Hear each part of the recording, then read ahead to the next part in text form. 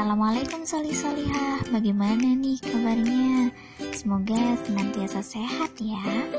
Nah, pada pembelajaran kali ini kita akan belajar tentang materi kalimat transitif dan kalimat intransitif. Sebelum kita masuk materi kalimat transitif dan intransitif, kita bahas tentang unsur-unsur kalimat. Masih ingat? Unsur-unsur kalimat ada 4. Yang pertama, subjek. Biasa kita singkat dengan S. Predikat kita singkat dengan P. Objek kita singkat dengan O. Keterangan kita singkat dengan K. Ustazah punya kalimat, Khadijah membaca buku di perpustakaan. Coba kita cari mana subjek, predikat, dan objek serta keterangan dari kalimat Khadijah membaca buku di perpustakaan. Subjek merupakan pelaku yang melakukan kegiatan. Nah, yang melakukan kegiatan adalah Khadijah, maka Khadijah termasuk subjek. Sedangkan predikat merupakan kegiatan yang dilakukan oleh subjek atau pelaku. Khadijah sedang membaca, jadi predikatnya adalah membaca. Ketiga, objek. Objek merupakan kata yang dikenai kegiatan yang dilakukan subjek atau pelaku. Di sini adalah buku. Buku sebagai objek. Nah, sedangkan keterangan merupakan penjelas suatu kalimat, bisa berupa tempat, waktu, cara, dan sebagainya. Nah, dalam kalimat Khadijah membaca buku di perpustakaan, keterangannya ada di perpustakaan.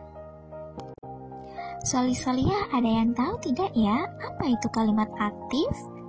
Ya, benar sekali. Kalimat aktif adalah kalimat yang subjeknya melakukan pekerjaan dan objeknya dikenai pekerjaan. Kalimat aktif dibedakan menjadi 2, yaitu kalimat transitif dan kalimat intransitif.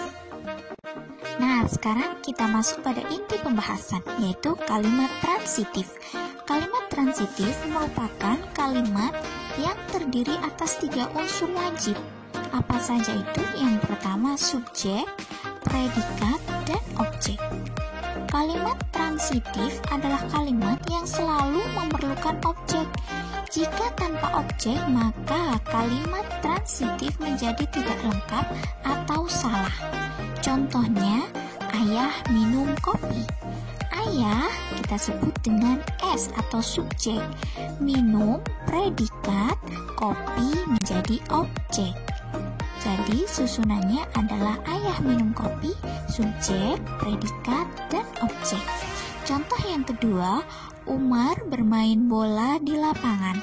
Umar sebagai subjek, bermain sebagai predikat, bola sebagai objek, dan lapangan sebagai keterangan. Nah, sekarang kita masuk kalimat intransitif. Kalimat intransitif merupakan kebalikan dari kalimat transitif. Jika kalimat transitif terdiri dari 3 unsur, maka kalimat intransitif hanya memiliki 2 unsur wajib, yaitu subjek dan predikat. Kalimat intransitif tidak memerlukan objek. Contohnya, adik menangis. Adik di sini sebagai subjek, menangis sebagai predikat. Contoh yang kedua, Aisyah berdiri di depan cermin. Aisyah menjadi subjek, berdiri sebagai predikat, di depan cermin sebagai keterangan. Nah, sekarang kita lihat tabel perbedaan transitif dan intransitif. Contohnya, kalimat transitif perlu objek, jadi membutuhkan objek. Contohnya bagaimana?